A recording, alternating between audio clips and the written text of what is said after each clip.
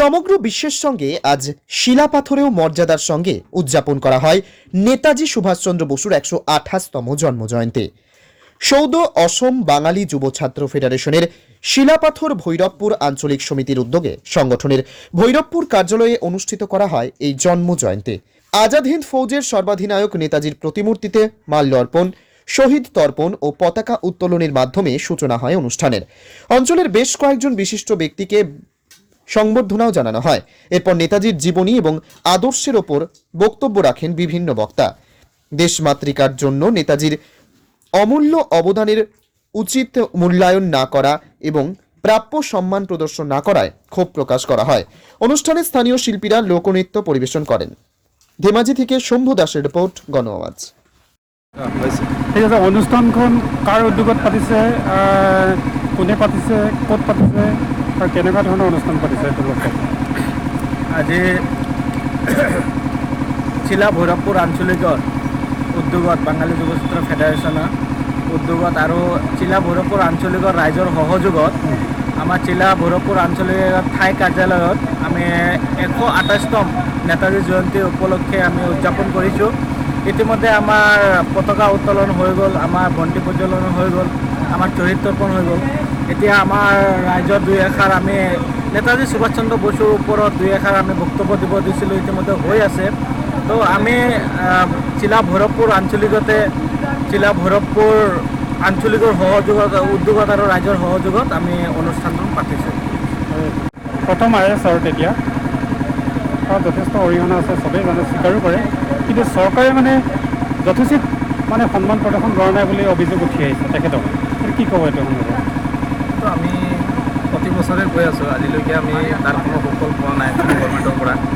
যেনেকৈ তেতিয়াৰ দিনত IAS অফিচাৰ এজন লাখতো এজন নোলায়। তেতিয়াৰ সময়ত তেখেতে IAS অফিচাৰ এইবোৰ পদবী ত্যাগ কৰি তুচ্ছ মনোভাৱেৰে ভাৰত স্বাধীন কৰিবলৈ ওলাই গৈছিলে, যে এইবোৰ IAS অফিচাৰ কৰি যে আমি ভাৰত স্বাধীন কৰিব নোৱাৰিম, বেলেগক গোলামী কৰিব লাগিব, তেখেতে সেইটো মনোভাৱ ভাবিছিলে। তেখেতে সেইধৰণে চিন্তা কৰিলে তেখেতে IAS অফিচাৰ হৈ বিন্দাছ চলিব পাৰিলেহেঁতেন, ব্ৰিটিছৰ লগত মিলি আজিলৈকে ভাৰতত তেখেতে ৰাজত্ব কৰি চলিব পাৰিলেহেঁতেন। তেখেতে সেইবোৰ চিন্তা কৰা নাই। ভাৰতৰ ২০০ বছৰৰ যিটো পৰাধীন আছিলে ভাৰত, বেলেগৰ গোলামী কৰি আছিলে ব্ৰিটিছৰ, সেই গোলামীৰ জঞ্জিৰৰ পৰা কেনেকৈ আমি মুক্তি পাম, তেখেতে এইটো চিন্তাটোৱে কৰিছিলে। গোটেই ভাৰতক কেনেকৈ আমি স্বাধীন কৰিব পাৰোঁ। তেখেতৰ ত্যাগৰ বা বলিদানৰ প্ৰতি যিখিনি চৰকাৰে কৰিব লাগিছিলে ভাৰত গভৰ্ণমেণ্টে, আজিলৈকে কিন্তু আমি দেখিব পৰা নাই। আজিলৈকে তেখেতৰ ইতিহাসখিনি বিকৃত কৰা হৈ আছে। নেতাজীৰ যিটো সত্য ইতিহাস আছিলে, যি কৰি গৈছিলে তেখেতে, আজি আমি স্কুলত পঢ়িবলৈ কিতাপতো নাপাওঁ। এইখিনি লাহে লাহে লুপ্ত হৈ আছে। আজিকালি আমি দেখিবলৈ এইখিনিয়ে পাওঁ যিখিনি পলিটিকেলত চলি আছে, যিখিনি ৰাজনীতিকত চলি আছে। মহাত্মা গান্ধীৰ বিষয়ে পাওঁ, বেলেগ বেলেগ কিবাৰ বিষয়ে পাওঁ, কিন্তু নেতাজী যিজন ব্যক্তিৰ মহাত্যাগ মহাবলিদানৰ বলিত আমি ভাৰতখন স্বাধীন পাইছোঁ, তেখেতৰ বিষয়ে কিন্তু আমি চৰ্চা কৰিবলৈ পাহৰি গৈছোঁ। বা আমাৰ শিক্ষা বিভাগতো এই বস্তুটো উঠাই দিছে লাহে লাহে। তো আমি ভাবিছোঁ ভাৰত চৰকাৰ এতিয়াও আমি ডিমাণ্ড কৰি আছোঁ, আপোনালোকে সত্যটো উদঘাটন কৰক। তেনেকৈ ৰহস্য, নেতাজীৰ মৃত্যুৰ ৰহস্যটো আজিলৈকে উদঘাটন কৰিব পৰা নাই সিহঁতে। নেতাজীৰ মৃত্যু সঁচাকৈ হৈছে নেকি বা ক'ত হৈছে, কেনেকৈ হৈছে, আজিলৈকে কোনো তথ্যই নাই। আৰু যিখিনি তথ্য আছে সেইখিনি প্ৰকাশ কৰিব বিচৰা নাই গভৰ্ণমেণ্টে। কিছুমান খোলে, তাৰপিছত আকৌ বন্ধ হৈ যায়। এইখিনিৰ ভিতৰত কি ৰহস্য আছে নেকি যে ভাৰত চৰকাৰে এই তথ্যখিনি খুলিব বিচৰা নাই বা খুলিবলৈ সাহস কৰা নাই? কাৰণটো কি?